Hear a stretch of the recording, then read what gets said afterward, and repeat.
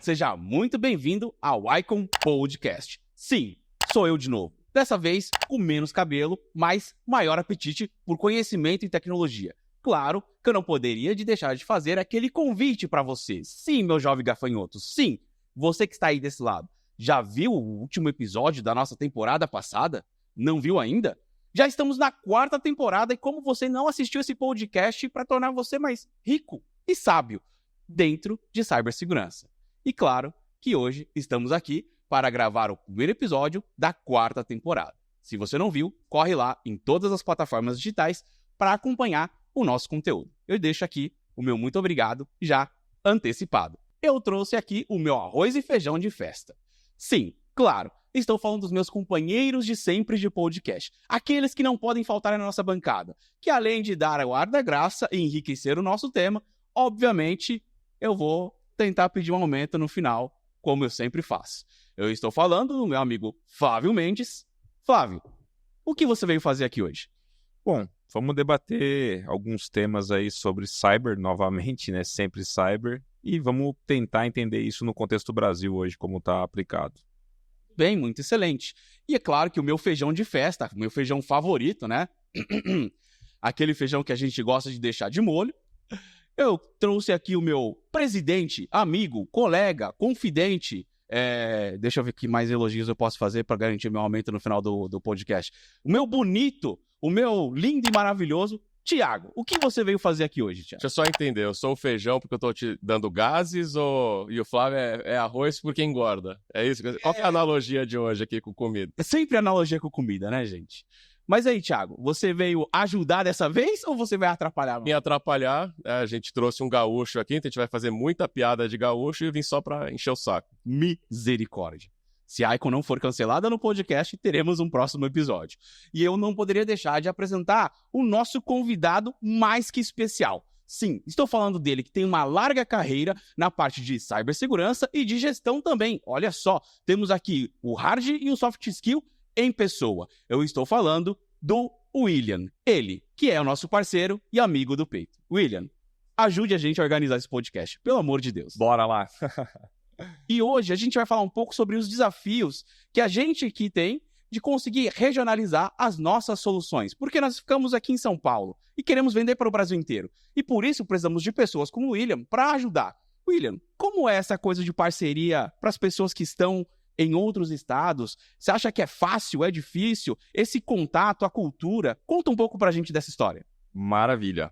Bom, primeiramente, obrigado pelo convite, por poder estar aqui com vocês e compartilhar um pouquinho das histórias do Sul, né? Então, falaremos um pouco de regionalismo também. Mas a parceria é algo muito saudável, né? Desde que ela aconteça de forma natural, né? E ela seja complementar, é muito bacana e é uma grande possibilidade de expandir negócios, né? É isso que a gente enxerga e é um grande potencial. Um dos direcionadores estratégicos da NGX nos últimos anos tem sido a expansão através de parcerias. E como a gente já tem muitas vezes um outro parceiro numa determinada região com uma operação estabelecida, é muito mais fácil da gente transitar em novas empresas e novos ambientes, né? Então a gente acredita muito nesse relacionamento de parcerias assim como um vetor de expansão. E, obviamente, no meio desse caminho encontramos a Icon, né, que é um grande parceiro nosso atualmente, e a gente, enfim, tem já tem uma história e tem uma longa jornada pela frente aí de parceria, de evolução nesse caminho, né? Acho que é muito, muito bacana estar aqui com vocês hoje falando disso. O que você acha, William, que é o maior desafio? Vamos pegar, acho que tem 2 vetores aqui, né? Seria, pegando nossos casos aqui, seria uma empresa de São Paulo querer adentrar o mercado no Sul e uma empresa do Sul querer, né, ir para outros estados. Mas vamos pegar o de São Paulo para lá. Quais são as maiores dificuldades que você entende, quando a gente fala-se muito do bairrismo, desse regionalismo? Dificuldade é o quê? É abrir a porta? É manter a porta aberta? Ou existe uma resistência cultural? Ou um jeito diferente de trabalhar, né, específico do Sul? Onde que você entende que são os desafios? Esteira e complementar a pergunta do Thiago. Bora eu lá. tenho que chegar lá no Sul falando, bate, barbaridade? Não, você tem que falar Mas. Ou Capaz, guri? é capaz, guri? Como que pode? Ou se eu chegar já falando um paulistês, a porta Se já é você fechada. falar, mano, aí já perdeu a reunião. Existe muito essa coisa da cultura influenciar também? Existe bastante um regionalismo muito grande no Sul. Mas eu gostaria de começar, acho que pela questão que o Thiago levantou, né? Algo que eu vejo muito no mercado hoje é um grande assédio nas empresas. Eu mesmo como prestador de serviço, como sendo uma consultoria hoje que é a NGX, nós somos assediados a todo momento e somos interrompidos no nosso dia a dia por contatos de outras empresas querendo nos vender alguma coisa, né? E, poxa, a NGX não é uma grande empresa nacional, nós não faturamos, sei lá, 5 bi, 6 bi por ano, né? Nós somos uma empresa 3. regional, 2.8. Foi difícil esse. E umas brincadeiras à parte, mesmo não sendo uma empresa de um grande faturamento, nós somos muito assediados por contatos de outras empresas. Então, poxa, a gente Do Sul ou de no Sul, qualquer lugar? De qualquer lugar do Brasil, né? Mas isso no nosso dia a dia, que já é intenso, né, enquanto tecnologia, chega num momento que, poxa, você não tem como atender todo mundo, você não tem como falar com todo mundo, você não tem como dar atenção para todo mundo. Então você já começa a rechaçar aqueles contatos, ou começa a ignorar alguns deles, porque não faz sentido. Tem muitas empresas ou SDRs no mercado que não se dão ao trabalho nem de pesquisar sobre a empresa. Então, concorrentes da NGX vêm oferecer o serviço que eu faço, né? Então, cara, é ridículo, chega a ser ridículo. Então, assim, tem coisas que a gente acaba nem respondendo. Mas, então, imagina, né? Isso acontece com a NGX, que é uma empresa, né, de pequeno porte, digamos assim, pequeno médio porte. Agora, imagina uma grande empresa que fatura 5, 10, 15 bi por ano, mais, né? Poxa, esses caras são, né? Eu ouvi isso do ex-CISO da XP Investimentos. Cara, ele me falando, eu hoje sou um saco de dinheiro ambulante. Então, todo mundo quer me vender, todo mundo quer comer uma fatia do meu orçamento. Por quê? Porque, cara, eu tenho muito orçamento.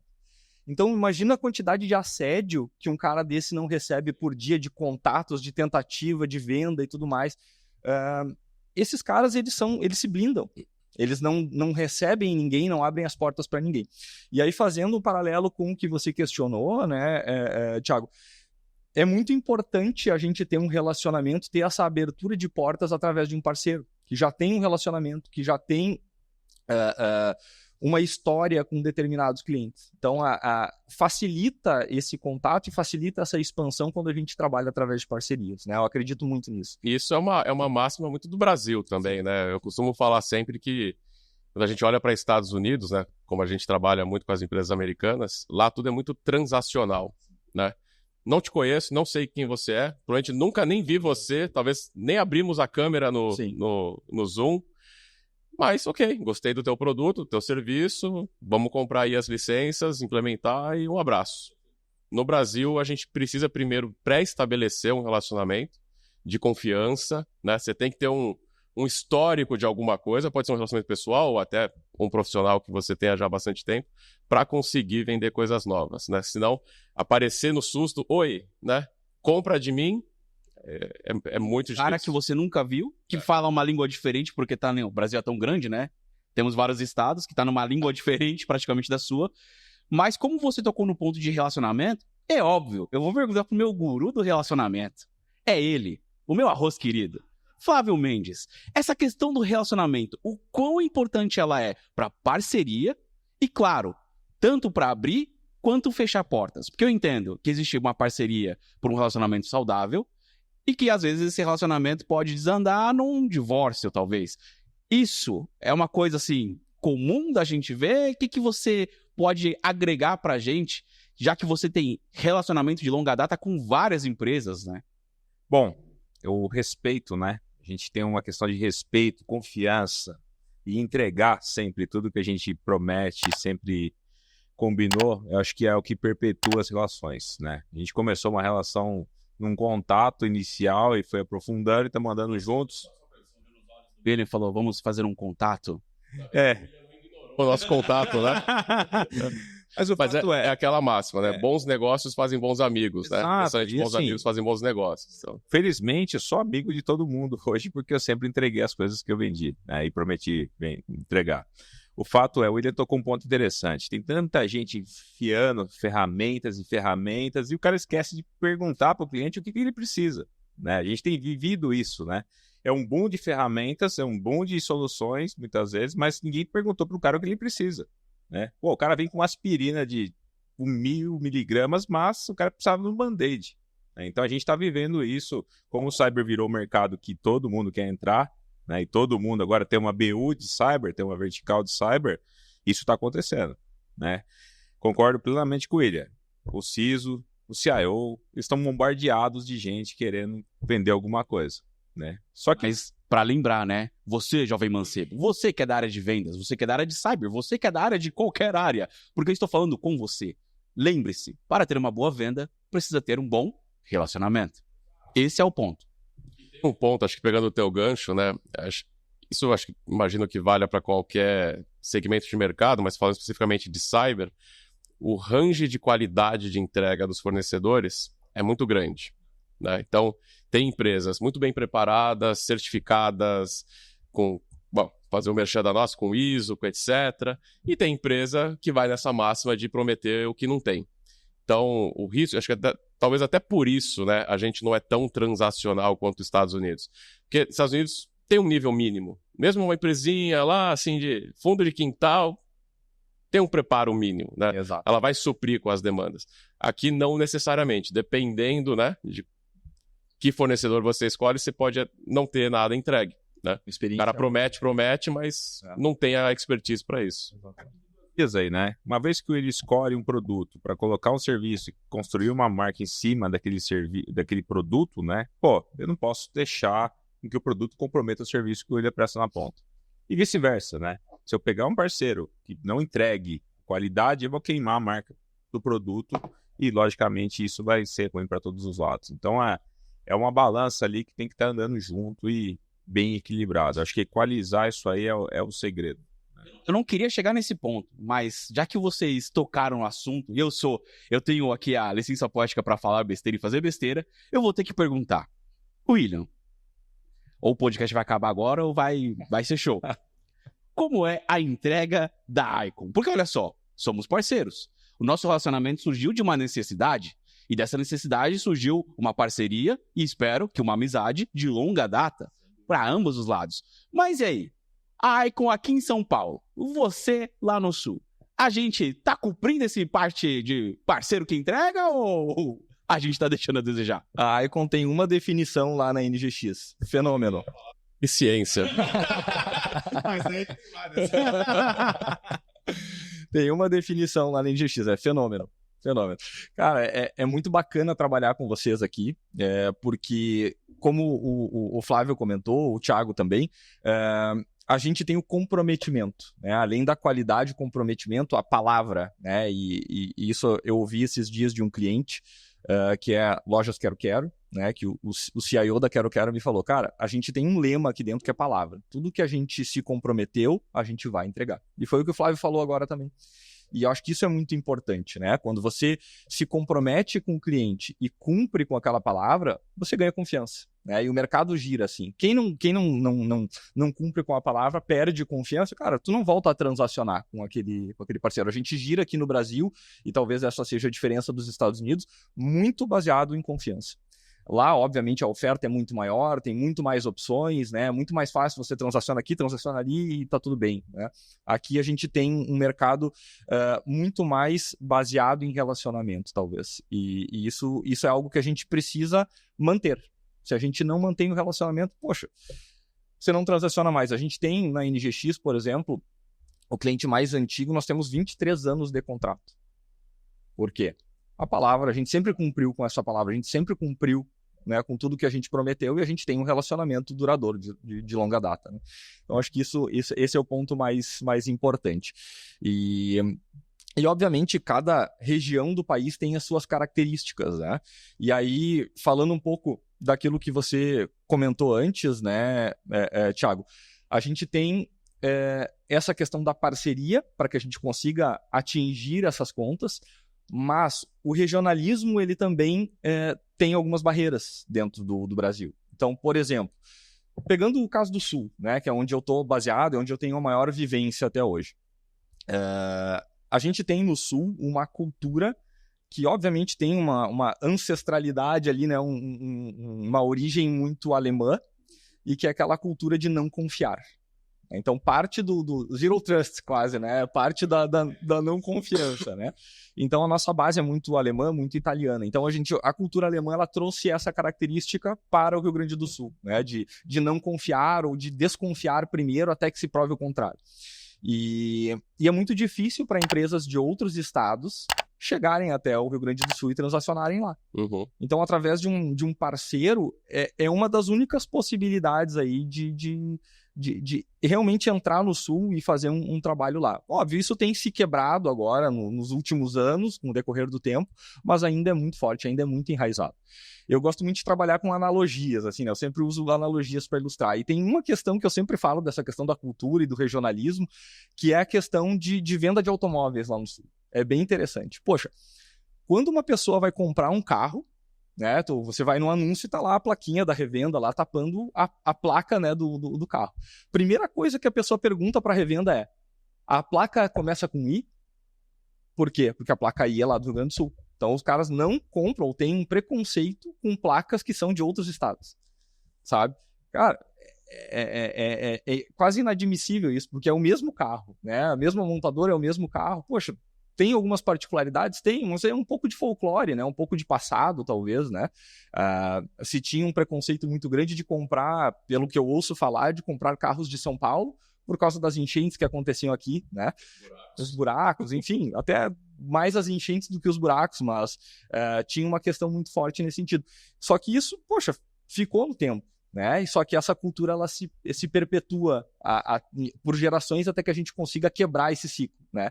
E isso acontece também muito na transação que a gente enxerga no mercado de tecnologia, né? As empresas que são do Sul, elas são melhores, as empresas que são do Sul, elas estão mais perto, se eu precisar, o cara está aqui, tem esse bairrismo muito enraizado. Então, a gente tem tentado quebrar isso no decorrer do tempo como NGX e tem tentado nos aproximar de outras empresas, como a própria Icon, né, que é um parceiro extremamente estratégico para nós nessa jornada futura, para que a gente consiga realmente quebrar essas barreiras, né? Tem muita coisa legal e fantástica que a Icon faz aqui. Por que não levar isso para lá, né? Tem soluções excelentes. Poxa, a gente vem falando aí de Netrix, de Sixense.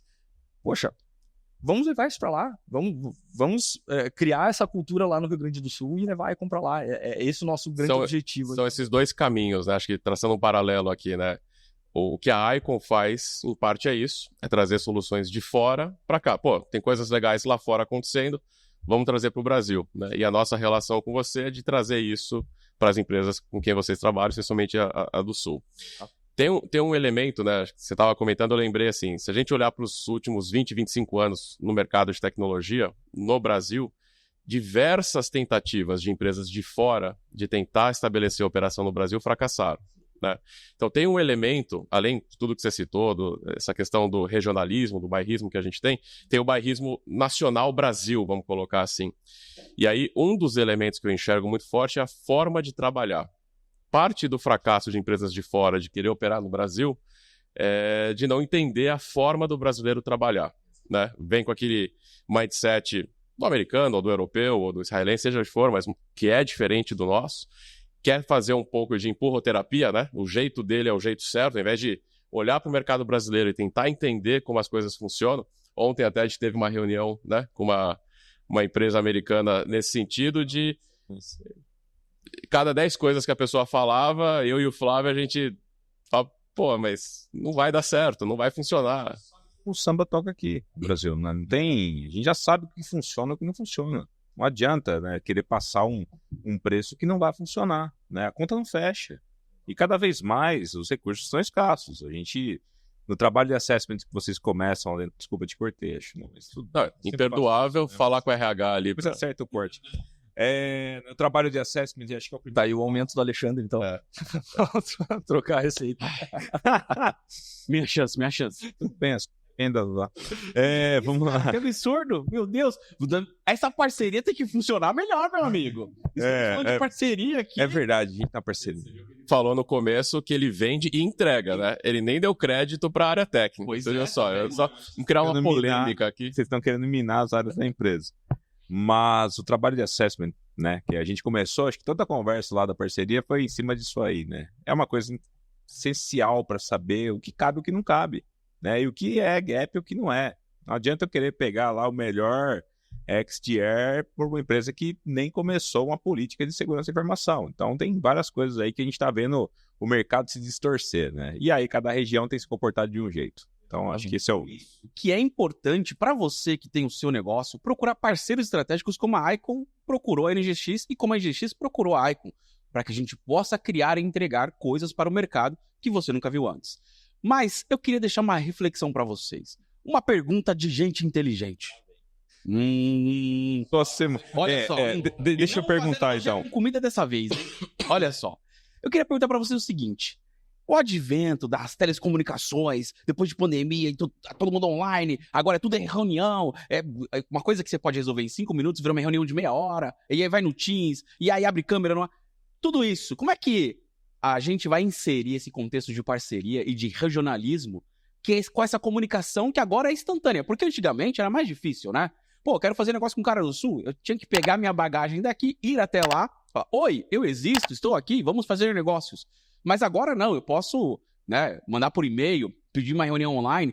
Eu acredito que facilita, tem um lado positivo, mas tem um lado negativo. Como é que vocês, minha bancada maravilhosa, enxerga que esse advento da comunicação instantânea para parceria é bom, é ruim? Como que a gente pode dar para os nossos espectadores, para os nossos, vamos dizer, novos formandos ou novos parceiros, uma direção sobre como fazer isso funcionar direito? Mas pra você ver, né? Apesar da pandemia ter transformado o mercado e a gente agora ter essa zero barreira de comunicação, né? Você pode falar com alguém do Nordeste ou do Sul instantaneamente, não tem mais DDD, não é? Enfim, tudo muito simplificado. Nossa, faz muito tempo que eu não faço uma descagem com DDD. Misericórdia. WhatsApp direto. Não põe mais DDD. Não, mas ainda assim, essas barreiras específicas de cada mercado, esse regionalismo, ainda existe, né? A mesma coisa vale para o trabalho que a gente faz, né? Que eu acabei de falar com os fabricantes. Nada impede de uma empresa, especialmente as grandes, que faturam 5 bi, 10 bi, 15 bi, comprar uma ferramenta direto dos Estados Unidos. Qual a dificuldade? Nenhuma. Marca uma reunião no Zoom, faz a apresentação, teste e tal, e na hora de pagar, manda uma invoice, faz uma remessa. Não tem dificuldade, mas tem.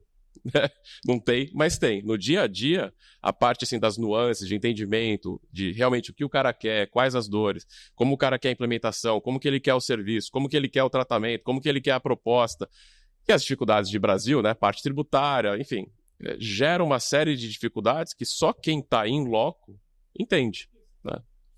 Passar a bola para o William só. Nada substitui ainda o contato pessoal. Posso acelerar o processo, posso fazer de forma ágil, mas nada substitui o olho no olho e a presença pessoal. Dá um corte pro YouTube, hein? Misericórdia. Nosso comercial veio como? Veio tinindo para esse podcast. Nada substitui a relação pessoal. Pegou essa? Instalou esse drive? Mas, William, agora, tirando um pouco de papo marçal, você acha que facilita? Eu entendo que até facilita. Mas, como o Thiago colocou, ainda vamos precisar de gente lá na ponta que entenda o regionalismo e etc.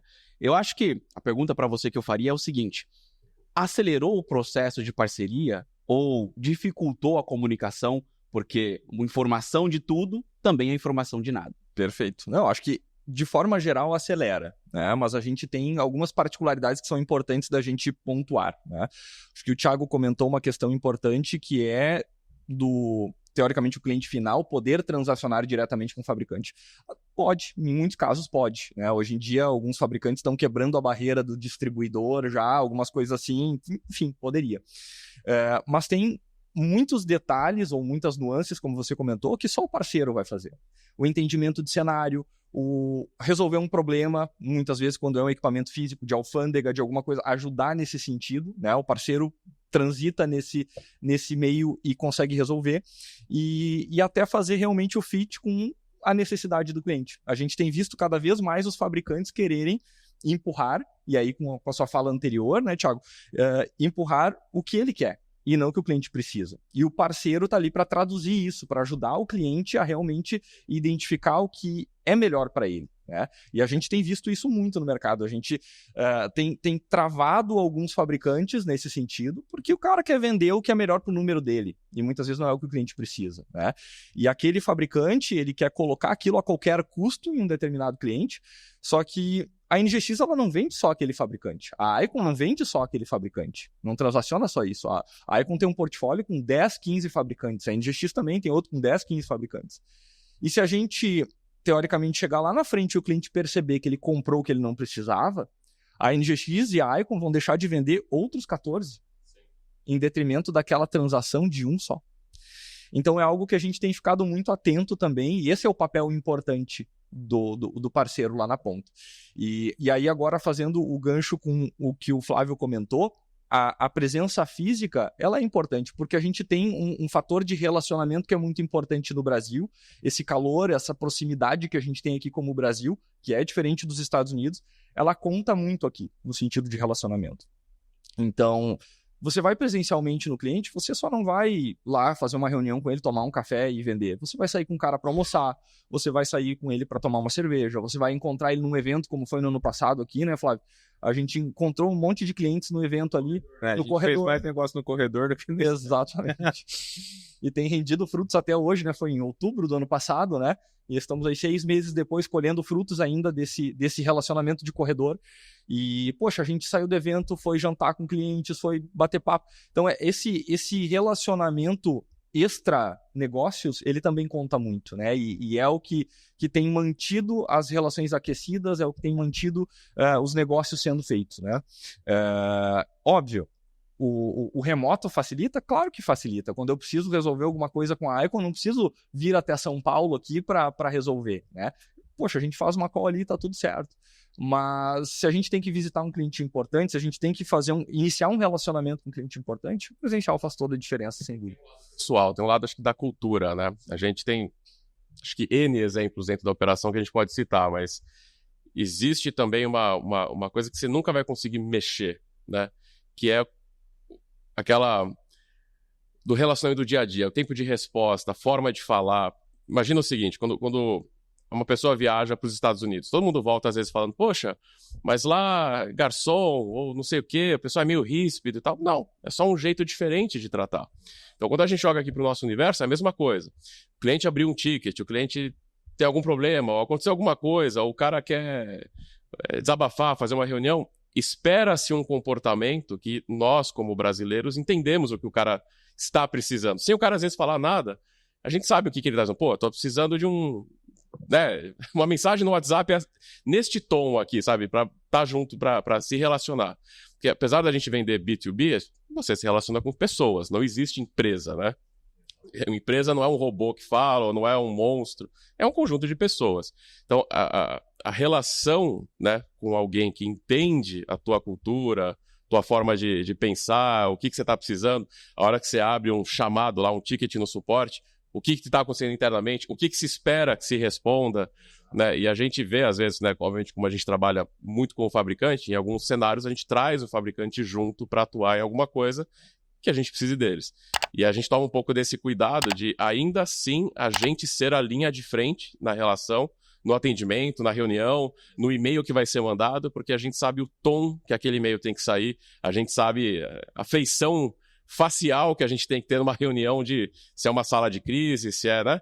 E às vezes uma pessoa com outra cultura, por exemplo, um americano, um europeu, não entende isso, né? né? Aí o cliente pode ficar puto, fala, pô, mas o cara parece que não está preocupado com o que está acontecendo aqui. Não, é só um jeito diferente de trabalhar, né? O cara trabalha assim, mas isso vai gerando um certo desgaste, né? Não tem fit. Então, por uma questão cultural. Então, é mais um elemento do porquê que, né, no Brasil a gente transaciona com brasileiro, né? E esse pessoal de fora tem dificuldade de entrar aqui. É isso aí. E jogando por um contexto mais do nosso mercado, tudo que a gente falou aqui sobre a questão de regionalização, sobre a parceria e etc., eu achei bastante enriquecedor. Eu acho que eu vou sair daqui mais inteligente hoje. Vou sair até, né, talvez com mais cabelo. Será que inteligência cresce cabelo? Não sei. Não faz milagre ainda, né? Depois o editor pesquisa aí pra gente. Que a gente não entrega. Né? Eu não Então, posso prometer isso. isso aí. E a pergunta que eu queria fazer é exatamente sobre isso. Confiança para o mercado de cyber e parceria. Vocês acham que existe uma dificuldade um pouco maior por ser um mercado de segurança? Porque, por exemplo, como que vou confiar em alguém que já teve um problema de segurança? Para não citar exemplos aqui nossos, né? Vou citar a Microsoft. Ahá, te peguei. Microsoft teve um problema com um hacker russo. Vocês ficaram sabendo isso aí. Como que eu vou confiar agora no sistema operacional da Microsoft? Meus servidores, minha estação de trabalho, meu Deus. Então, sei lá, talvez para parceria. Como é que eu vou fazer parceria com uma empresa que já teve um vazamento? Essa questão de regionalização e de parceria inserida no mercado de cyber, ela tem algum cuidado especial a mais que a gente precisa ter?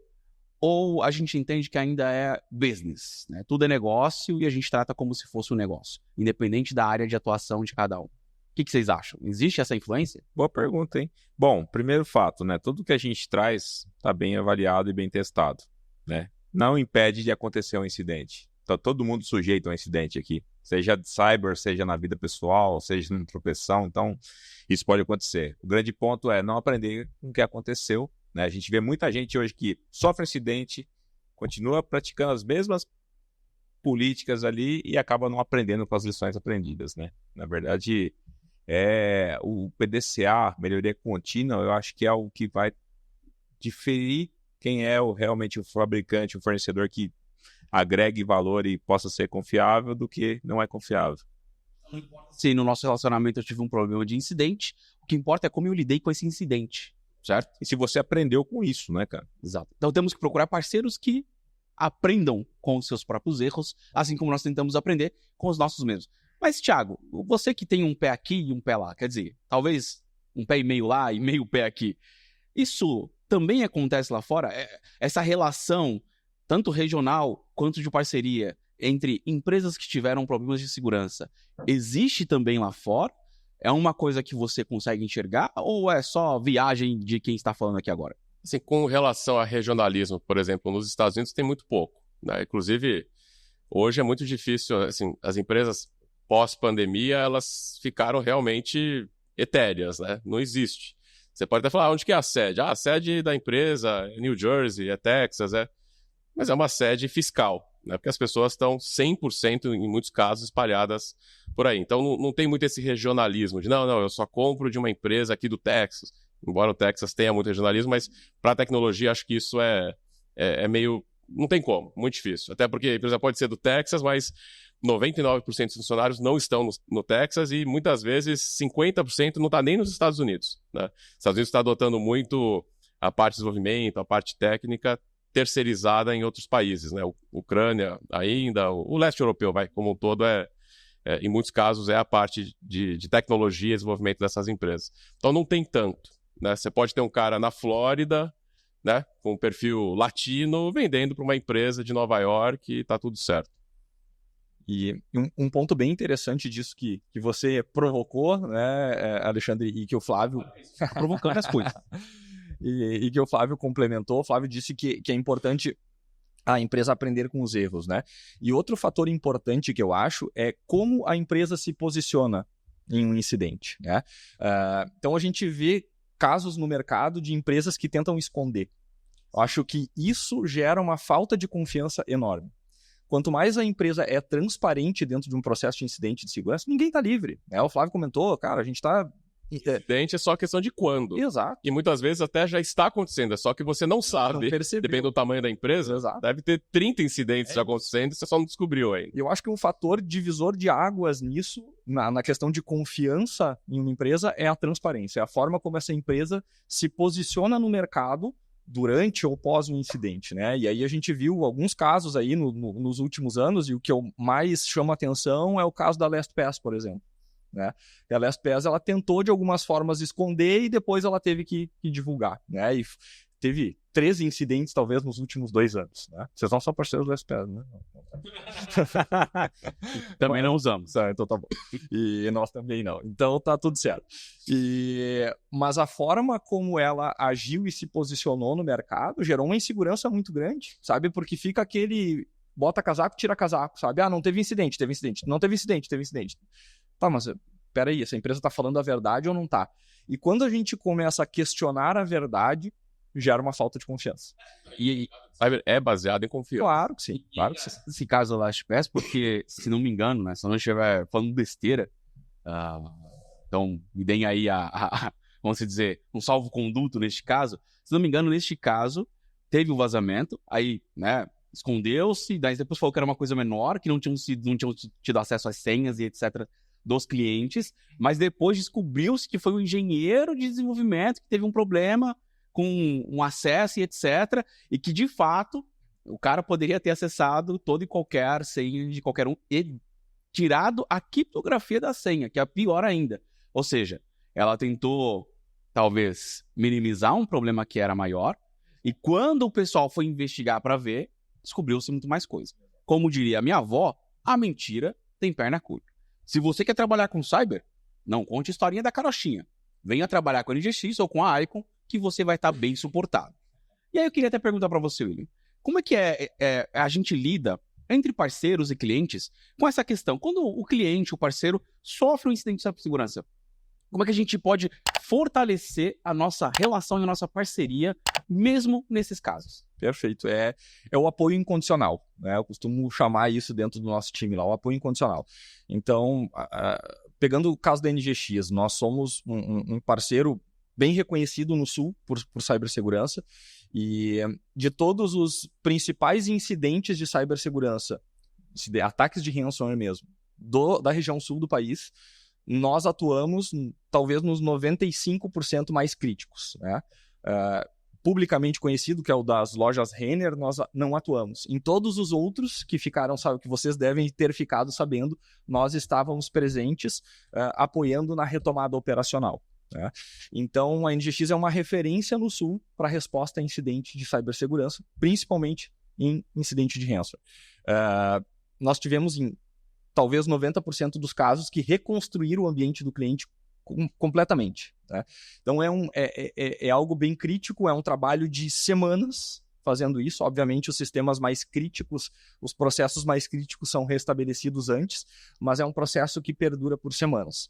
E eu não vou citar nomes de empresas aqui porque seria antiético, mas enfim, algumas foram divulgadas no mercado, outras nem tanto, né? Outras nos grupos de segurança, né? Transitaram os nomes, mas a gente esteve presente nisso. E é um cenário perturbador. Se eu puder definir, é um cenário perturbador, porque assim, a maior parte dos incidentes são percebidos durante a madrugada e, poxa, eu recebi ligações segunda-feira às 5 da manhã.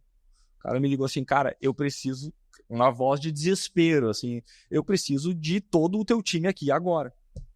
E, cara, em 5, 10, 15 minutos, tinha 30 pessoas conectadas numa sala de guerra, né? Alguns presenciais, outros remotos, depende da cultura do cliente, mas com praticamente 50% do time da NGX lá conectado com esses clientes e ajudando já uma parte do time na atividade de investigação, né, de descobrir paciente zero, descobrir a linha, né, a forma de entrada, outro time já identificando a extensão do ataque e um outro time já trabalhando, né, na reconstrução, pensando com o cliente na reconstrução.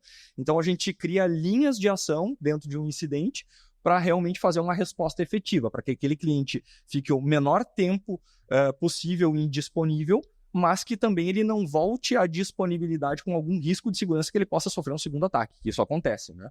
A empresa começa a restabelecer o sistema sem entender onde começou e, cara, o atacante está lá dentro ainda, né? Já aconteceu casos, tá? Já aconteceu o caso do cliente não respeitar o rito, não respeitar o processo de uma resposta a incidente. Não, cara, vamos começar a subir. E quando ele começou a subir, ele teve um segundo backup e aí o backup quebra. Exato. Plano de quantidade de negócios, que a gente vai falar aqui é importante. em breve. gerenciamento do dia zero, né? De como responder ao incidente, como são os primeiros passos da crise, né? São coisas fundamentais. É igual um plano que muita gente faz e bota na gaveta e nunca executa, né? Então isso tem que ser testado. Acho que é uma coisa que eu vejo no mercado, um gap aí, que muita gente escreve, legal, documenta, mas ok. Quando você simulou a evacuação do prédio para saber se realmente vai funcionar e ninguém vai morrer queimado, né? Isso acontece. E a questão de cultura, né? A gente falou numa reunião recente um pouco disso, né? De realmente até a empresa inteira ter a cultura de cyber, né? De segurança. Exato. Porque teve um caso que a gente estava comentando em que fez-se tudo isso, criou-se lá o War Room, né? Contingência, tudo, mas tinha unidades que tinham autonomia própria e começaram a reconectar com links paralelos. Então, na pessoa física, sabe? Eu tenho aqui um link da operadora tal, conecta, liga aí, vamos fazendo as coisas. E a empresa estava parada, com todos os sistemas, né? Sim. E os caras tentando um meio alternativo de retomada. Dentro da empresa. Exato. Né? Fora da área de cyber, claro, né? A área já operacional. Mas, quer dizer, é uma falha de cultura. Claro. Falta de alinhamento interno, né? Plano de contingência. Exato. Até falta de comunicação. O plano de comunicação é algo muito importante dentro de um desastre ou dentro de um plano de continuidade.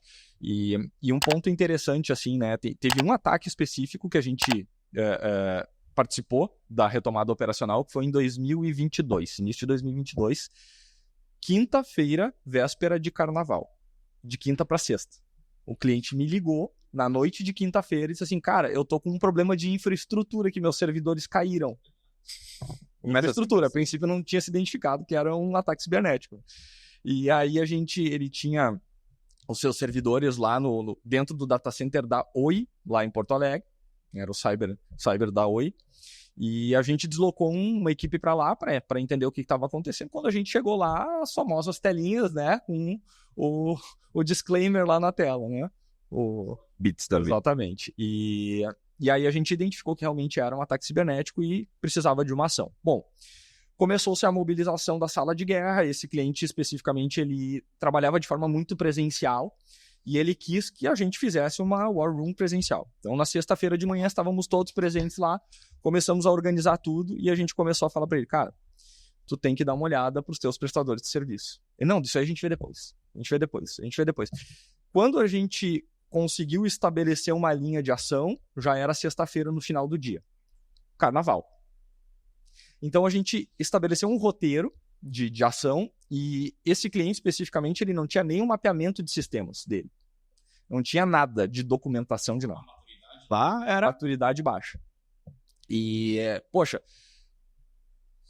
quando a gente chegou no sábado para trabalhar, a gente estava num quadro discutindo qual era a ordem de retorno operacional de processos e sistemas críticos. Não tinha isso.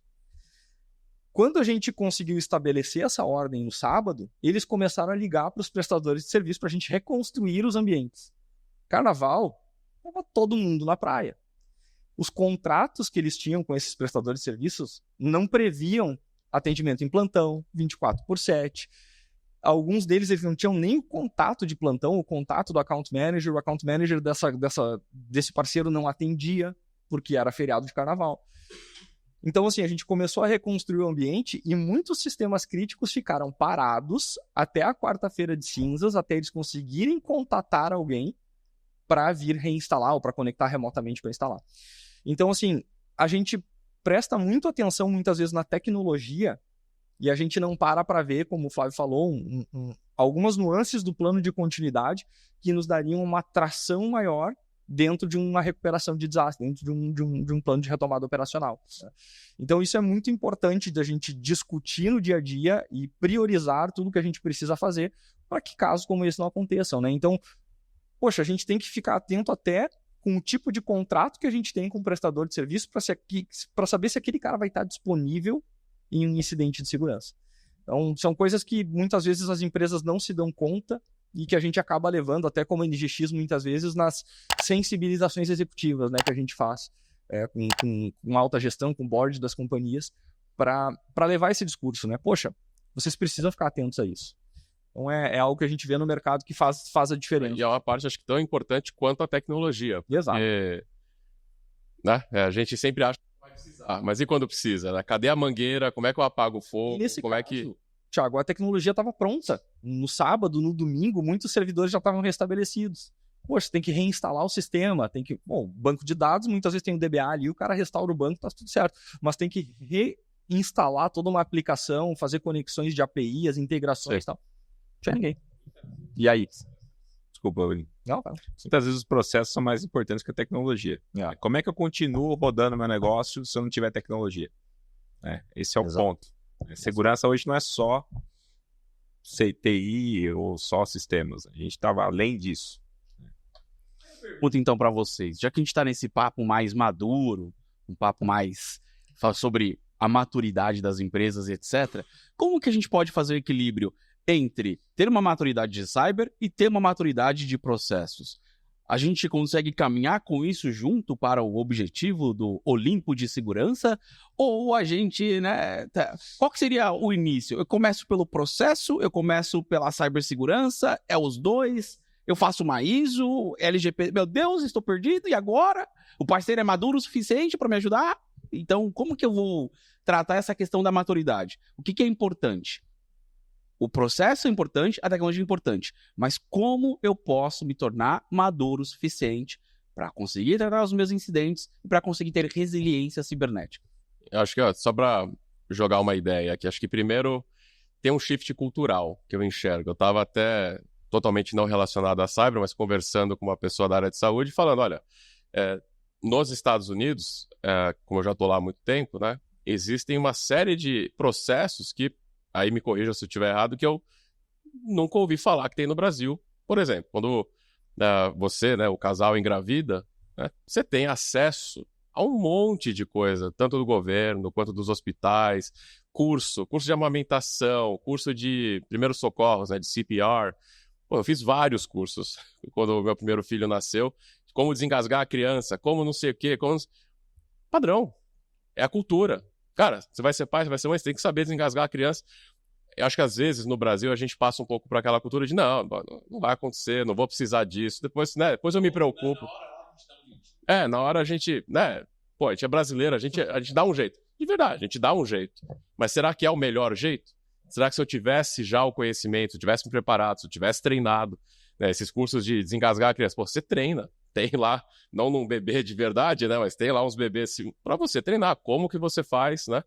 Então acho que é um pouco de shift cultural, acho que começa um pouco por aí, a gente vai um pouco às vezes na linha do jeitinho brasileiro, né, como a gente tem essa característica, que é uma característica positiva de conseguir se adaptar, conseguir achar uma forma, a gente até fala disso sempre, né? Quando a gente olha para os fabricantes, tem uma pessoa para falar daquela solução, do parafuso daquela solução. Quando a gente olha para a estrutura da Icon, tem pessoas como o Alexandre que fala de 20 soluções, né? Então a gente se vira, isso é verdade. Mas será que é a melhor forma? Nesse cenário de crise? Quer dizer, na hora que o prédio está pegando fogo, aí que eu vou descobrir onde que está a mangueira, como que o sprinkler funciona, eu vou checar, né, se tá... Pô, não, né? Não é.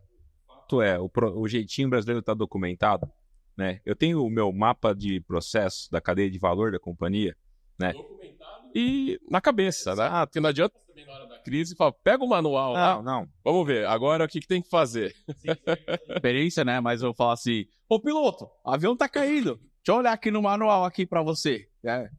Mas o William falou um negócio interessante. Pô, o cara não tinha o mapeamento da arquitetura de sistemas, né? Pô, o que eu tenho que religar? Né? O que eu religo primeiro? Então, assim, documentar processos para mim, né? Mesmo que você tem que ter na cabeça, também treinar as pessoas, porque, pô, legal, fiz um mapeamento de processo, desenhei minha cadeia de valor, fiz os procedimentos, tenho as políticas, mas não treinei ninguém. Na hora de crise, vamos falar assim, de uma crise física, né? O prédio tá pegando fogo, tá acontecendo alguma coisa do tipo. A reação tem que ser instintiva. Tem que estar já na cabeça de todo mundo. Cara, tem que acontecer tais e tais coisas. O War Room vai funcionar assim, você vai fazer isso, você vai fazer isso e... Ritos, né? Os ritos, esse é o plano de ação, isso é prioritário, já vamos... Se for sentar pra ir aí, vamos começar agora... E eu não me lembro o nome da pessoa que esteve aqui, mas o fundador da Logical IT, ele falou muito isso, né? Poxa, falando um pouco ele relacionou isso um pouco com a geração atual, né? Mas tem total relação com isso. Ele comentou, poxa, o cara de hoje, ele faz uma prova de certificação lá, mas ele não sabe trabalhar. E aí, quando chega na hora, ele vai abrir um livro para ver como resolver um problema crítico, né? É isso que acontece nas empresas nesse sentido, né? Muitas vezes, se tem um plano de continuidade, como o Flávio falou antes, de gaveta, que o cara não treina, que o cara não exercita, que o cara não divulga internamente dentro da companhia e chega na hora. Aprender não é na hora da crise, né? Exatamente. Tem que aprender antes, tem que preparar antes, simular antes, para na hora da crise, pô, já sabe, né? Podcast só sobre isso aí, porque quanto profundo, quanto de fundamentos, né, os profissionais atuais têm, né? Fundamentos de rede, camada OSI, TCP, IP, quanto de profundidade ou quanto superficial, a gente já falou muitas vezes isso aqui, quanto de profundidade nos temas cada profissional tem. Deixa eu só fazer um gancho ainda sobre o assunto anterior, Flávio, mas esse aí é um que eu queria abordar hoje, assim. E falando um pouco dessa questão de maturidade, né? Eu acho que a gente teve um grande divisor de águas no Brasil e talvez no mundo inteiro, que foi o WannaCry, 2017. Acho que ali foi um choque muito grande de cibersegurança global. Acho que ali que a palavra cyber surgiu, né? Cyber antes era antivírus, né? Policy de segurança de cyber também. Então a gente teve uma inflexão da curva de cyber em 2017 com o WannaCry. Poxa, eu participei da criação de áreas de segurança de muitas grandes companhias no Brasil. Uma delas foi a GetNet. E a gente via, poxa, a gente estava à frente do tempo, né? Criando área de segurança, de cibersegurança. E como é que eu vou dizer assim? A gente não via esse movimento geral no mercado. E quando começaram esses ataques de ransomware, que as empresas começaram a despertar para isso, começou a parar negócio e os executivos das companhias começaram a olhar para o lado, poxa, tá chegando perto. Aí quando vieram uma empresa, né, falando do Sul lá, era uma empresa do Paraná, era uma empresa de São Paulo. Antes a gente só ouvia falar Estados Unidos, Europa, não sei o que, começou a chegar, quando vê, no Sul, o grande divisor de águas foi Lojas Renner. Foi amplamente divulgado no mercado, né? Não estou dando detalhes sobre o caso, mas Lojas Renner foi um divisor de águas lá no Sul. O que eu recebi de ligação de CISO naquela noite das Lojas Renner foi absurda. O que eu tenho que fazer para não ser uma nova Lojas Renner? E, poxa, cara, como é que eu vou dizer pro cara numa ligação que ele tem que fazer? É um trabalho de 5 anos, muitas vezes de 3 anos de maturidade de segurança. Não existe fórmula mágica, não existe o que eu vá ativar uma flag lá no teu ambiente que do dia para a noite tu vai estar protegido, né? Né? Você não vai correr uma maratona de um dia pro outro. Exatamente. Por o Pablo Marçal, né? Aí a gente esquece, né? Ele vai e consegue resolver todos os problemas só instalando um drive. Mas eu queria deixar uma reflexão para os nossos queridos ouvintes e para quem está assistindo. E se você está na faculdade, se você está procurando um parceiro, se você é da área de cibersegurança, entenda, maturidade, como a nossa bancada colocou, não é uma questão de você estar ou não preparado, mas é do quanto você treinou para estar apto a responder de forma correta a todos os problemas. Seja um incidente de cyber, seja qualquer coisa que aconteça no seu ambiente. O segredo é treinar a exaustão para criar a resiliência. E isso é o que vai te ajudar. Podemos definir que maturidade, então, é você treinar exaustivamente tudo aquilo que você criou e que você planejou e que às vezes não é executado como deveria. Então, um bom treinamento vai salvar a vida do seu bebê ou o seu ambiente de tecnologia. Tem uma pergunta, William, que a gente gosta de fazer, que é com relação ao mercado, né? Com relação a como que está o nível de capacitação, né? A gente falou muito aqui de maturidade das empresas e tal, então vamos olhar agora para o aspecto pessoal, profissional que a gente vê no mercado. Como que tá como que você enxerga? Por onde que o mercado está andando?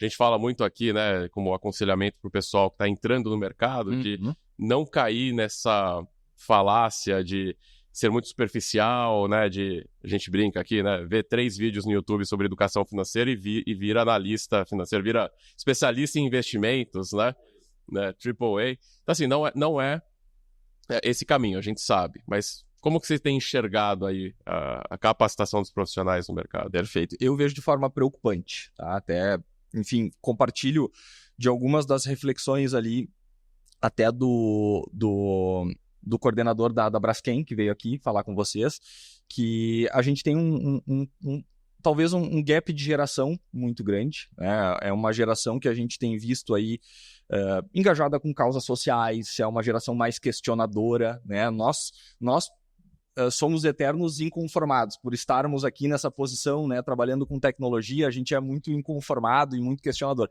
Mas essa geração que está vindo, ela é muito mais questionadora. Ela tem, como é que eu vou dizer assim, muitas qualidades. Mas a gente está tendo um problema muito grande que é com relação ao excesso de dopamina. E isso é algo que eu tenho estudado muito nos últimos tempos, a relação do excesso de dopamina, ou a relação de excesso de estímulos que essa geração tem com a capacidade que eles têm de entregar no mercado de trabalho. E talvez até desempenho escolar, né? Eu estou projetando lá na frente o mercado de trabalho, né? Mas a gente tem hoje, com redes sociais, com todas as interrupções que a gente tem no dia a dia, o excesso de interrupções gera muita dopamina no cérebro.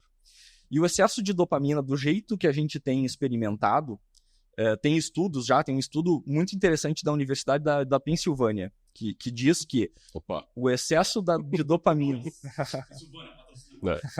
É onde eu me formei. Legal. E tem um estudo bem legal, se vocês puderem, né, ler esse estudo, é bem interessante, que o excesso de dopamina antes dos 25 anos, ele prejudica a formação cognitiva, exatamente. De uma forma bem simplista, é cognitivo. Tem os termos técnicos lá da neurociência, né? Mas é a cognição. Por quê? O excesso de dopamina, ela tira o foco e reduz a nossa capacidade de memorizar. Certo? Quando a gente está numa idade de formação cerebral, né? De formação da capacidade cognitiva. E isso é o que a gente tem experimentado no mercado de trabalho. Brinca sempre, né? Muito do TDAH, né? Que tem, né? Parece que as coisas não vão até o final, né? Então, acho que na parte de capacitação acaba acontecendo um pouco isso, né? Acaba tendo uma conformidade com o superficialismo, né? E esse superficialismo, ele acontece justamente por causa disso, a dificuldade de foco e a dificuldade de memorização. E, poxa, o que a gente tem visto no mercado de trabalho é essa galera justamente assim, né? O cara tá ali, o cara não consegue ver um treinamento até o final. O cara não consegue ler um livro até o final. O vídeo no 2x. Se você colocar esse podcast no 2x, eu vou invadir a sua máquina. E ele pula ainda, ele põe no 2x e vai pulando. Mas E acha que completou. Esse é o ponto. E isso acaba prejudicando muito a capacidade de, óbvio, junto com a memorização, a capacidade de entendimento e a capacidade de absorção de conteúdo.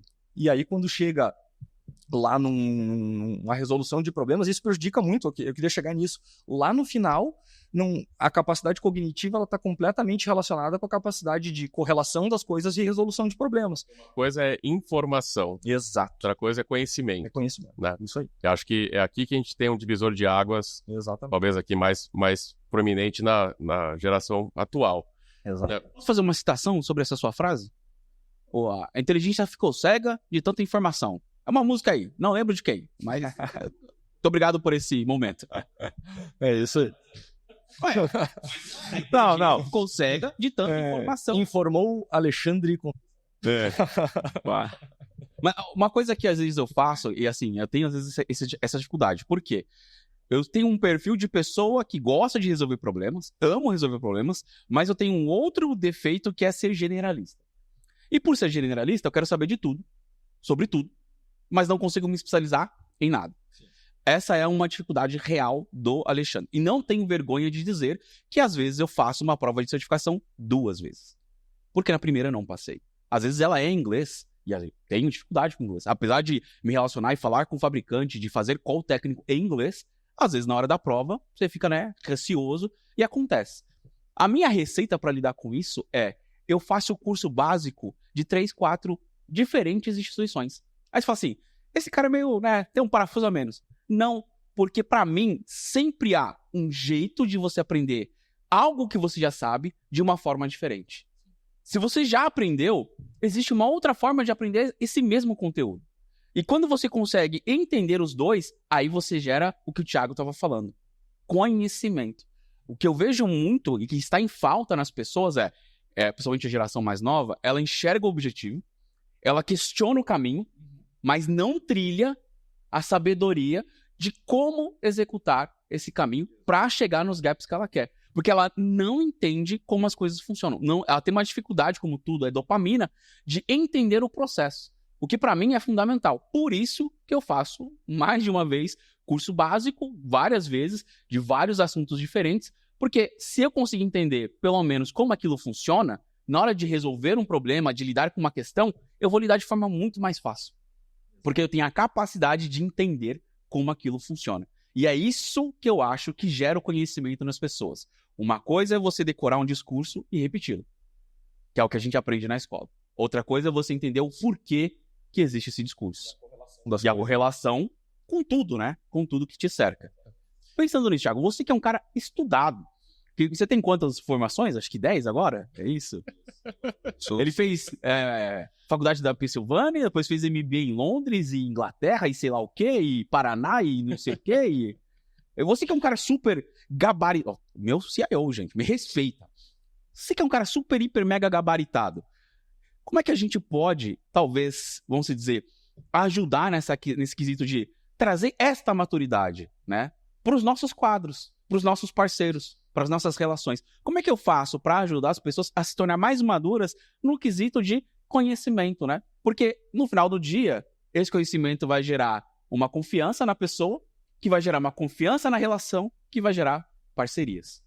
Eu acho que tem uma questão de perfil da pessoa, né? Acho que pegando até um gancho do que a gente conversou com o Tasselli, né, da Logical IT, que ele falou lá, né? Nem todo mundo pode ser empreendedor ou nem todo mundo pode ser empresário.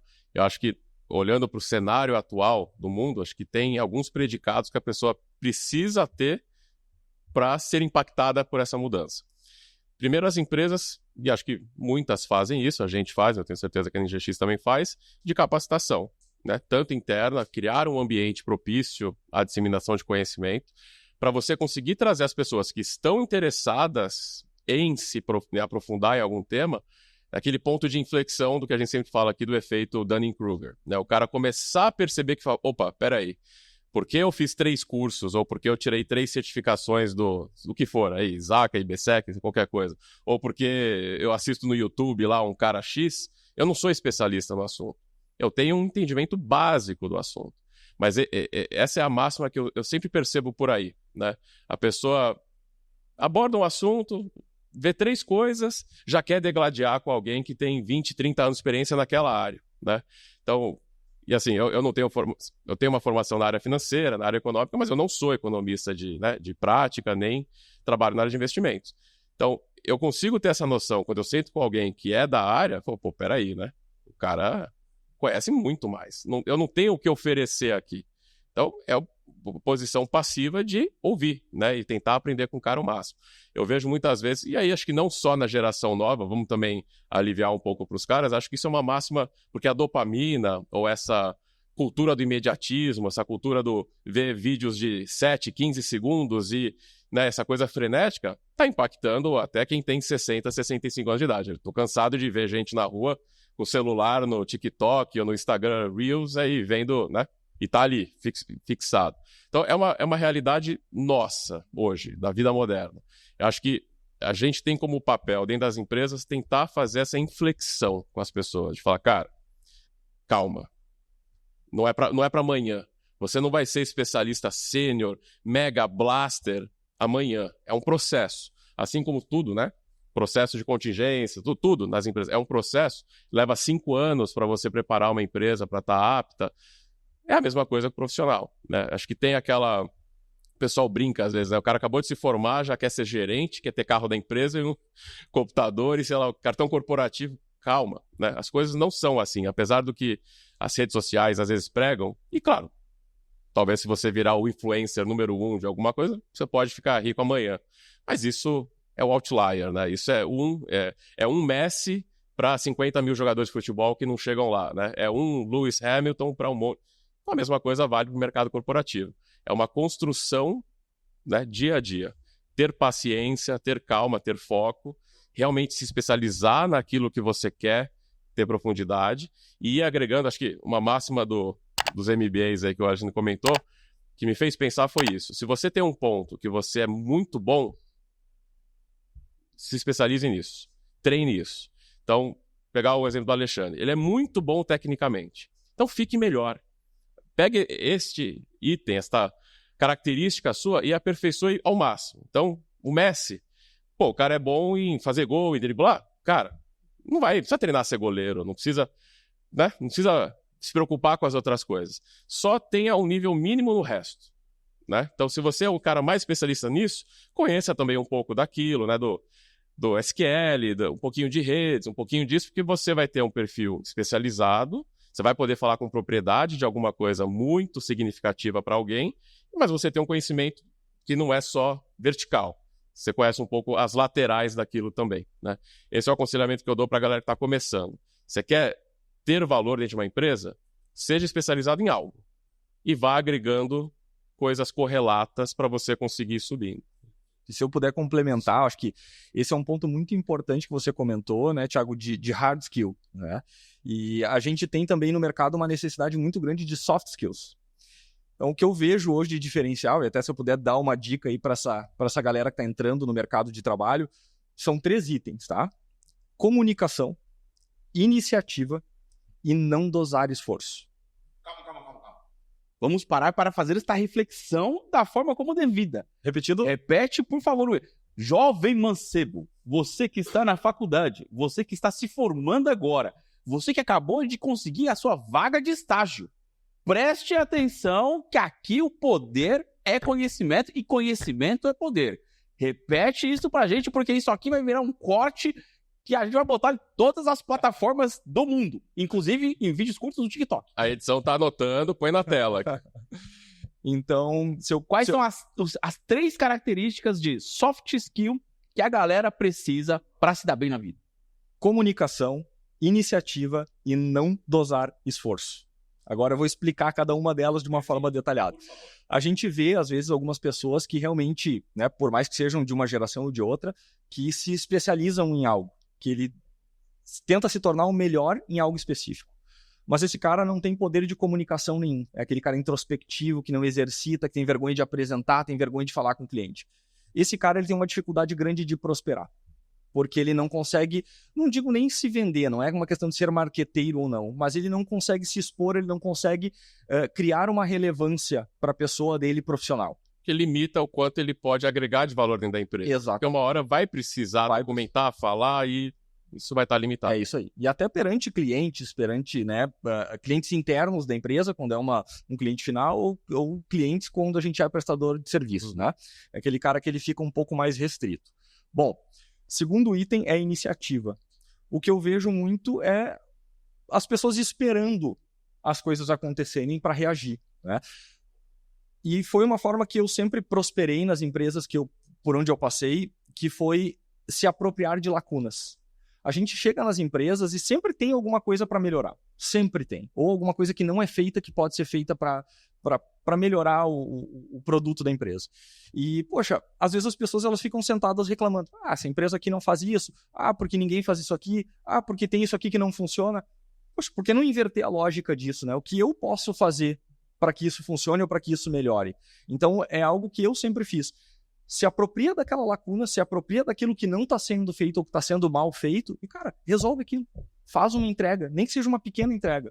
Documenta o processo, cria o processo, faz um link com uma outra área de negócio e estreita o relacionamento. Poxa, você vai conseguir resolver algo, né? Então, a iniciativa ela é importante. E o não dosar esforço. Isso é algo que eu tenho visto muito nessa nova geração e uma inversão de valores muito grande. Não sei se ainda tá, né, do quiet quitting, né, que o cara... isso é autossabotagem pessoal, né, em grande escala, que é uma coisa tão esdrúxula, né? Você tá num barco, tá todo mundo remando, você vai fazer corpo mole, você vai ser posto para escanteio, não tem jeito. Quer queira ou não, independente da cultura da empresa, mas você vai chamar alguém para um novo desafio, um projeto, uma nova função dentro da empresa, quem? Às vezes não precisa nem ser o cara mais bem capacitado, mas é o cara que joga junto. É o cara que vai atrás. Não, eu não sei muito bem fazer isso, mas daqui que eu mato no peito e eu vou fazer. Isso tem valor para as empresas. É isso que a gente busca, né? A gente fala sempre que a gente contrata muito mais pelo perfil do que pela competência ou hard skill. Hard skill a gente ensina. soft skill, não. Soft skill no sentido cultura, né? Eu não vou transformar uma pessoa que não quer fazer, está fazendo o corpo mole, não, vou fazer o mínimo, não vou ter iniciativa, em ter. Talvez é uma coisa que ele vai ter que mudar dentro dele, ou fazer psicólogo, alguma coisa, mas a empresa não vai conseguir moldar essa pessoa. Exato. E essa questão do dosar e esforço, a gente vê muito assim, sabe? Poxa, é aquela inversão de valores, sabe? A pessoa poderia usar uma determinada oportunidade para alavancar a sua carreira, para ter uma curva exponencial de crescimento e de aprendizado. E aí eu faço algumas reflexões com a minha história, a minha trajetória profissional. Cara, por muitas vezes eu fiquei trabalhando nas empresas até meia-noite, 1 da manhã em um determinado projeto, sem ganhar hora extra, sem ganhar nada. Bati o ponto às 18 horas e ficava lá. Porque, cara, aquilo era um treinamento para mim que eu não estava precisando pagar. E não é uma exploração da empresa, porque a empresa exige mais. Não, cara, é iniciativa. Sabe? Então, poxa, tu tá tendo uma oportunidade de trabalhar com profissionais extremamente qualificados num projeto, sejam teus colegas de trabalho que você está sentado do lado, ou seja um prestador de serviço, como a Icon ou como a NGX, que está lá entregando um projeto dentro de uma empresa, e você tem uma grande oportunidade de aprender com esses caras. É o que a gente falou, conhecimento de causa. Exato. Ver na prática como... Não adianta ter 70 certificados se você nunca executou e passou, né, por aquele processo. Então, poxa, faz algo a mais. Fica até mais tarde na empresa, mesmo sem receber nada. Aquilo está sendo um treinamento para você. Não está sendo uma exploração da empresa. É óbvio, a gente sabe que tem culturas tóxicas, tem empresas que são, né, exigem demais, e aí a gente tem, talvez, que dosar um pouco isso. Tem que entender o equilíbrio das coisas, né? Mas, muitas vezes... entenda como uma grande oportunidade, um grande treinamento que você não está pagando por aquilo, né? Um amigo, o Mano Brown, se até no lixão nasce flor, mesmo que você esteja numa cultura tóxica ou num ambiente propício, floresça. E floresça seguindo os conselhos do nosso amigo William. Eu queria até aproveitar, Flávio, e perguntar para você especificamente, que eu acho que isso tem a ver com a área de vendas. Eu não sei porquê, mas eu tenho esse feeling. Na área de vendas, o que conta mais? É o hard skill ou o soft skill? Eu diria que é o soft skill por razões óbvias. Mas o hard skill não entra? Ele não se encaixa? Como é que é essa questão de hard e soft skill para o cara que tem que vender cyber, que é uma coisa técnica, mas que é na relação pessoa, né? Como é que eu vou empurrar um firewall para o Thiago se o Thiago não sabe nem o que é um firewall? Cara, acho que o primeiro ponto é saber ouvir, que é um pouco de soft skill, né? Mas...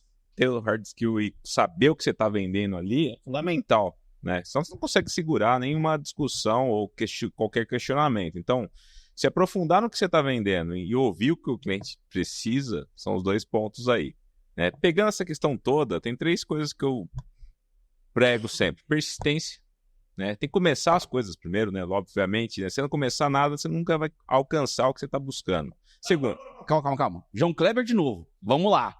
Para você, profissional que está na área de vendas, seja de cyber ou não, Flávio Mendes vai trazer três recomendações para você ser um profissional de vendas com sucesso, independente se você está vendendo arroz e feijão ou acho que ou cyber. Diga pra gente, Flávio, quais são as 3 skills que um bom vendedor precisa entre hard e soft, para que ele possa se dar bem como vendedor. Vamos lá, sair da inércia e começar. Né? Qualquer coisa na vida. Não pode ser, além de vendas, vamos extravasar um pouco. Começar. Segundo fato, persistir, cara. Se não persistir no que você está fazendo, você nunca vai chegar em lugar nenhum. Terceira coisa que eu tenho falado muito, fazer bem feito. Qualquer coisa na vida hoje que eu comece a fazer, eu faço bem feito e eu persisto até alcançar a excelência. Se não fizer isso, não vai ter sucesso, cara. Posso complementar com algumas coisas aqui? Obviamente, elas são baseadas na minha experiência, né, pessoal de vida. Acho que tem alguns skills e algumas coisas que vale a pena...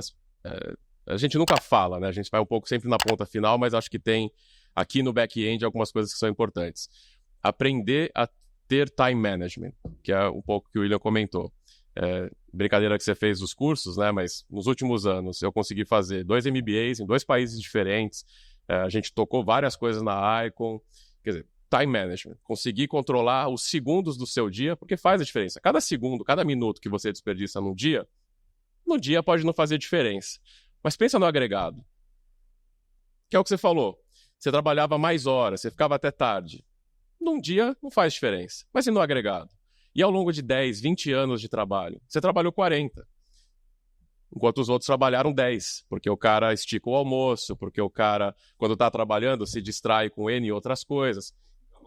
Instagram, Fica a roleta que mata, é autossabotagem. Você podia estar trabalhando, você podia estar aprendendo, você podia estar tendo iniciativa, você podia estar fazendo N outras coisas que não ficar no Instagram ou ficar perdendo tempo. Então, time management, eu acho que para mim é uma das coisas mais importantes. Verdade.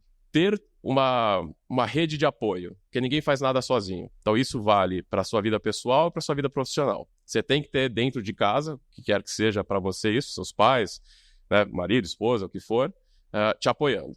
Porque senão você não tem claridade mental para conseguir executar nada. E isso vale para a empresa, né? Eu também pude fazer MBAs e etc., porque as pessoas da empresa seguram o que tem que segurar. Todo mundo é autogerenciável. O aumento vem, hein? Nossa senhora! Então, o pessoal é autogerenciável, toca as coisas e faz, são responsáveis. Então, isso é uma coisa que vale a pena. Você comentou, às vezes a empresa pode ser tóxica, então busque outra. Acho que isso é um motivo para você buscar uma outra empresa para trabalhar. As pessoas fazem muito job hopping, né? Para ganhar um pouquinho a mais, ou porque aquilo é pleno, lá eles vão chamar o cara de sênior. Isso é bobagem.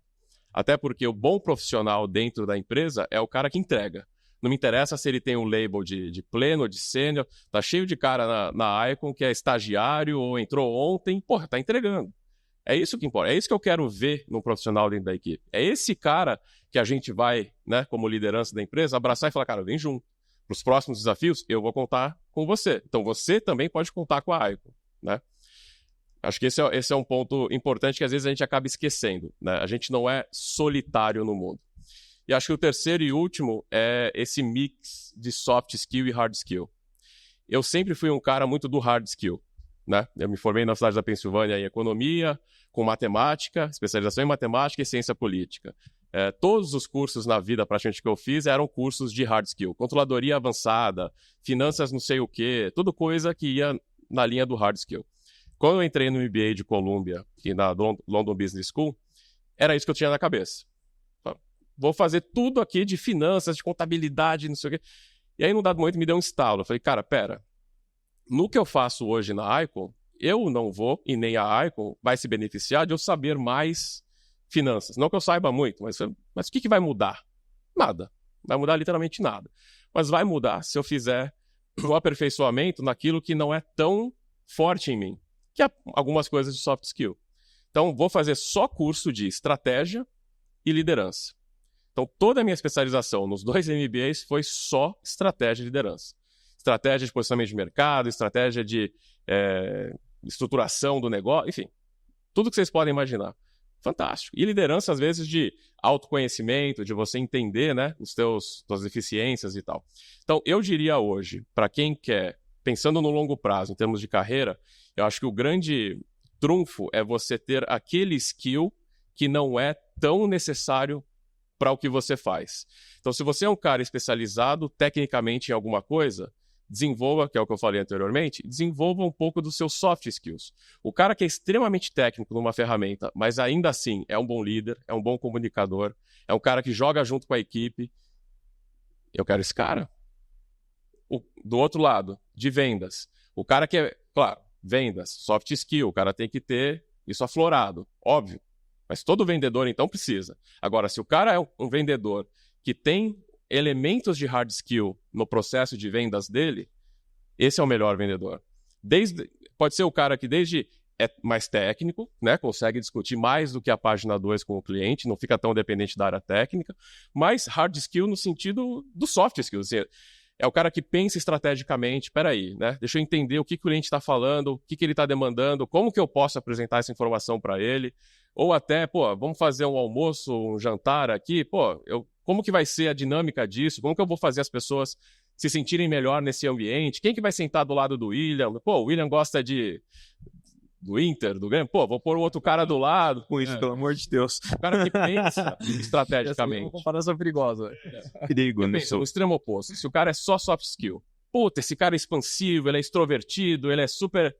Não necessariamente é um bom vendedor. O bom vendedor é o cara que é expansivo, é simpático, é alegre, é super agradável, mas tem um pensamento lógico, tem um pensamento estratégico, sabe se posicionar, sabe a hora certa, né, de fazer as coisas dentro do processo de vendas. Esse é o melhor vendedor. Ou seja, É o cara que precisa do soft, mas tem elementos de hard. E quando a gente olha para a área técnica, é o cara que é técnico, é hard skill, mas tem elementos de soft. Esse é o cara que geralmente sobe mais rápido. Uma analogia, uma concessionária de carros, é o vendedor que conhece todos as features de um carro, né? Já chegaram em alguma concessionária e perguntaram alguma coisa e o vendedor não soube responder no carro? Quantos cavalos? Qual a potência? Qual o torque? É isso. É o cara que sabe se relacionar e conhece o que está vendendo. Discurso, né? Pegando exemplo meu, né? Eu sou um cara que sempre gostei de carro. Desde criança, é o meu hobby, né? Vamos dizer assim. E, pô, às vezes que eu comprei carro, mesma coisa. Eu entro na loja, dá para em 30 segundos, se o vendedor for bom, identificar que eu sou, como a gente fala em inglês, um petrolhead, um car guy, né? Que eu já cheguei ali, eu já sei quantos cilindros, não sei o quê, tamanho, eixo, caramba, o ratio de cada marcha, o tipo de câmbio que tá dentro desse carro. Eu já sei, eu já vim preparado. Óbvio que eu já olhei isso. O cara tem que identificar. Então, eu chegar lá, o cara falar, sabe, esse carro... Vamos já para a página 50. Não... Quer dizer, o cara perde o meu entusiasmo porque ele não conseguiu identificar, né, com quem ele está falando. Então, para mim é esse mix, né? O cara, você complementar aquilo que é essencial para o seu job description é o que te diferencia dentro de uma estrutura. Né? O cara extremamente técnico, que ainda assim sabe liderar, pô, ele destoa positivamente dentro da estrutura. É isso aí. Ele vai ter um bom relacionamento com outras áreas de negócio, ele vai fazer a diferença. Ele vai entregar o dele, né? Parte técnica, muito bem entregue, mas ele complementa com outras coisas. Esse é o cara que tem mais chance de ter sucesso. Como a gente diz, é a mosca branca. Eu acho que tem um outro elemento, você falou muito da dopamina, né? Dopamina, cortisol, tudo isso que a gente escuta. Acho que tem um outro ponto que é, como aconselhamento, transformar às vezes alguma característica sua, que pode até ser vista como algo negativo, a gente fala isso muito aqui na Icon. Acho que, em geral, temos muitas pessoas, talvez seja na NGX também, ansiosas dentro... Acho que isso... A sociedade, acho que não é exclusivo da Icon. Mas eu costumo dizer, eu também sou uma pessoa ansiosa. Eu sempre admiti isso, né? Quando meus pais puxavam, eu falava, eu sei. Mas isso pode ter um efeito negativo? Pode. Mas pode ter um efeito positivo. Eu procuro usar a minha ansiedade para fazer as coisas. Como... Eu gosto de ver as coisas acontecendo, eu gosto de ver coisas prontas, eu odeio ver minha lista de to-do, né? Não baixa, não diminui. Então eu uso essa ansiedade ou esse inconformismo para acelerar, para fazer as coisas. Então acho que talvez para a geração mais nova aí, que está ainda se autoconhecendo também, às vezes coisas que se fala, né? Todo mundo fica me enchendo o saco que eu sou assim, que eu sou assado, mas sempre tem um lado positivo da coisa. Transforma aquilo numa vantagem sua, uma vantagem competitiva. Né? Transforma essa dopamina rápida, essa coisa que esse imediatismo, em um objetivo lá de longo prazo ou médio prazo, né? Tem muitas vezes que você abre mão de uma dopamina barata, uma dopamina rápida e consegue alcançar algo muito maior lá na frente. Então, Mas os caras nem experimentam essa dopamina que é até mais forte, né? A dopamina do ver TikTok, ela é muito mais etérea, efêmera do que uma dopamina do cara começar, como você falou, começa, mas terminar algo de valor, né? Começar um projeto, começar uma implementação. A hora que você chega no final, lá no resultado, porra, que show! Essa dopamina é muito mais interessante, né? Do que essa instantânea. De recompensa imediatamente, né? E, poxa, essa questão, assim, eu acho que o que o Flávio falou faz total sentido. A gente tem que colocar um objetivo de talvez mais longo prazo, isso vale para as novas gerações também, principalmente dentro daquilo que eu comentei do estudo ali da linha de corte dos 25 anos, que é o desenvolvimento cognitivo, e botar objetivos de mais longo prazo e tentar reduzir ao máximo os estímulos de pequenos, né? Os estímulos curtos, que é os vídeos de 15 segundos, 30 segundos, né? Acho que isso é muito importante.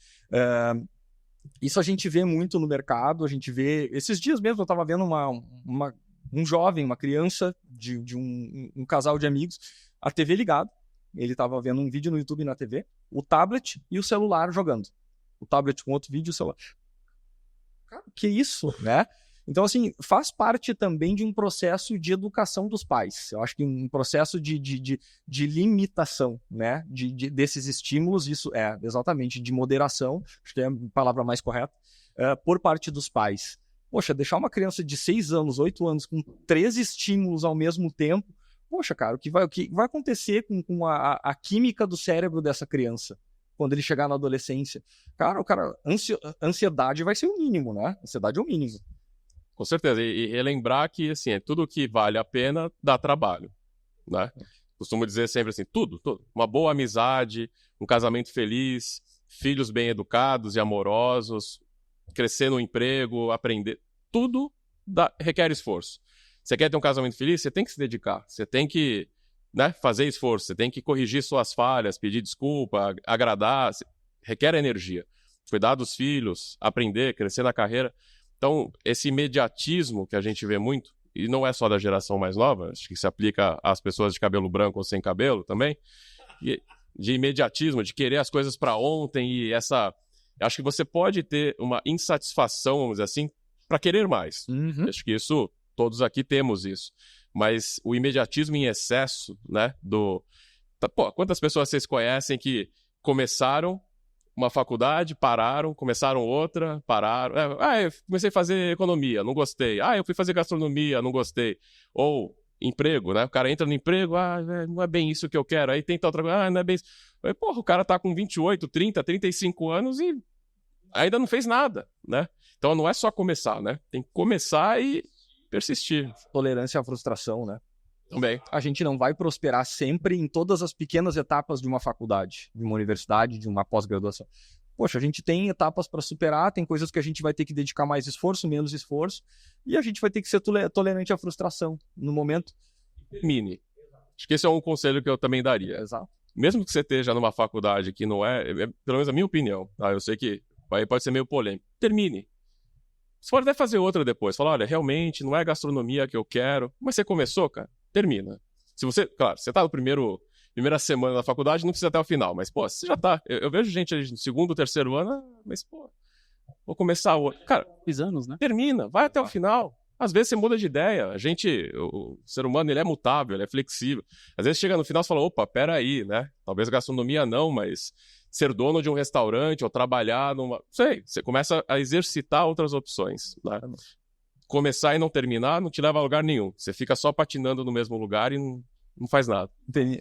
Eu queria até compartilhar com vocês de que eu tinha uma dificuldade, né, de começar e terminar algumas coisas. E uma coisa que eu sempre quis fazer na vida era ler livros. Aí você fala assim, nossa, né, que pessoa idiota, não lê livro. Não, é que eu lia livro, só que só técnico. E ler livro técnico é mais ler manual do que qualquer outra coisa, né? E aí eu falei assim, olha, cara, eu estou na área de cyber. Saber como funciona o SSH, ou o Linux, ou o Windows, ou qualquer outra coisa é fundamental. Mas como que eu posso aprimorar para que eu possa melhorar a minha habilidade de aprender? E aí eu fui ler o livro do Kevin Mitnick, né? Que é A Arte de Enganar. Porque ele foi o maior hacker sem tocar no computador. Ele hackeava as pessoas e os computadores e os sistemas sem tocar no computador, com uma chamada de telefone. Olha só que incrível, né, esse cara é. Eu falei, se ele é tão incrível assim, como que ele chegou nisso? Ele falou, eu leio muito, estudo muito e entendo muito o que as outras pessoas têm. Eu acho que o nosso papo se adequa a isso. Entender o que o parceiro tem, onde ele vai agregar para você, quais as relações a gente precisa melhorar, quais as skills, soft e hard eu preciso melhorar. E o meu objetivo foi ler livros, e esse ano eu consegui ler 3 livros. Quantos de cyber? Nenhum. Mas por quê? Porque eu estou aprimorando a minha leitura. Para quando eu chegar lá na frente e falar, agora eu vou ler a Bíblia do Linux. Mas está preparado, porque é um livro de 1000 páginas, denso e chato de ler. Mas eu já li algumas coisas que vão me impulsionar para isso. Então, a gente pode falar o seguinte, né? Você que está aí do outro lado, procura um parceiro, um amigo, ou até mesmo, vamos dizer, uma esposa. Entenda as suas necessidades. Ouça o seu cliente. Faça boas parcerias. Procure complementar aquilo que você não tem. E aí, claro, obviamente, que isso tudo vai trazer bons resultados para você, e bons resultados também significa bons negócios. E para fechar, eu queria muito agradecer a presença de todos vocês, em especial do nosso amigo William, que veio lá do Rio Grande do Sul, barbaridade, para fazer esse podcast com a gente. Internacional. Internacional praticamente. Da República Rio Grandense. Pois é. E veio aqui para poder dar este tempo, doar este tempo, para que a gente pudesse fazer algo tão maravilhoso. E, obviamente, eu não posso deixar você sair daqui de mãos vazias. Seria deselegante da minha parte. Então, a gente tem um presente para te oferecer. Obrigado, pessoal. Pelo tempo e pelos insights que você deu aqui pra gente. Ótimo. Neurociência foi incrível. Vamos fazer um só de neurociência agora. Virgem Maria. Agora vai ter podcast Você tá na 4ª temporada, a 5ª, a 6ª, a 7ª vem. É só aguardar. E claro, com conhecimento. William, por favor, se você puder mostrar para as pessoas o seu brinde maravilhoso. Estou fazendo isso neste exato momento. Olha aí, cara, uma caneca personalizada com a minha foto.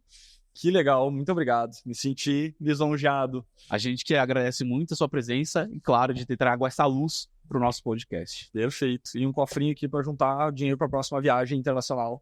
Amém. São Paulo. William, quer deixar aí seus contatos, sua rede social? Como é que eu te acho? Você tem LinkedIn, uma mensagem final? Tenho LinkedIn, William Tavares. Quem quiser me procurar, me adicionar, fique à vontade. E quiser trocar alguma experiência, eu queria deixar uma recomendação de livro, já que você comentou em livro no final. Geração Dopamina. É um livro bastante interessante de uma professora da Universidade de Stanford. E é muito interessante, explica toda essa questão de neurociência, toda essa questão que a nova geração está vivendo. É um livro bastante interessante, recomendo.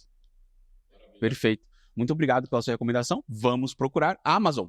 Patrocina nós, manda um livro de graça. Será que funciona? Será que alguém da Amazon vai me ver? Não sei. Editor, corta essa parte, acho que não ficou muito bom. Acho que a gente tem que conseguir isso aí, pô.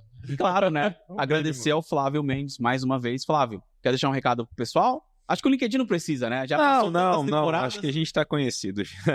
Não, acho que... Bom, obrigado pelo convite e vamos em frente. Eu acho que persistir e insistir em alcançar algo maior é o que está faltando agora nas pessoas. Thiago, quer deixar alguma mensagem? Convidar novos parceiros? Acho que eu queria complementar o que a gente falou só. Acho que o último, talvez, insight aqui para deixar é jogue junto, né? Pegando o teu gancho da iniciativa, trabalhe junto com a equipe, trabalhe junto de onde você estiver, ninguém faz nada sozinho, então os bons profissionais, aqueles que vão prosperar, seja o cara autônomo, seja o cara dentro de uma estrutura, é o cara que joga junto, é o cara que consegue elogiar, consegue parabenizar, consegue estar abraçado sempre na causa, porque se você pensa como liderança, né? Se tem alguém na equipe que você vê que não está afim, está fazendo corpo mole lá, como você comentou, né? Não tem iniciativa, não é o cara que você vai trazer junto para a equipe, né? Então, se eu posso deixar um insight, demonstre na organização que você está interesse genuíno em fazer as coisas andarem para frente, independente do quadrado que você ocupe ali dentro. Exatamente. Empresa, né, só para fechar, acredite no ecossistema. Cada vez mais a gente vai ver um ecossistema de empresas colaborando, né, como é o nosso caso aqui, para alcançar um objetivo em comum. Acho que esse é o ponto. Adorei participar aqui com vocês e bater esse papo enriquecedor aqui sobre, enfim, fomos de temas dos dois extremos, né? Cumpriu promessa. Prestação, maturidade ao regionalismo aí. Tá? E ainda teve cibersegurança. Não vamos tomar puxão de orelha da edição ali. Porra, vocês falaram de outra coisa. E claro que eu não poderia deixar de agradecer você que ficou aí esse tempo todo ouvindo, assistindo e estando presente com a gente. Espero de fato que tenha tocado o seu coração de pedra para que você possa melhorar como pessoa, para que você possa receber este recado e para que você possa, quem sabe, virar parceiro da Icon e da NGX. Estamos aqui para recebê-los. Meu muito obrigado e até o próximo episódio.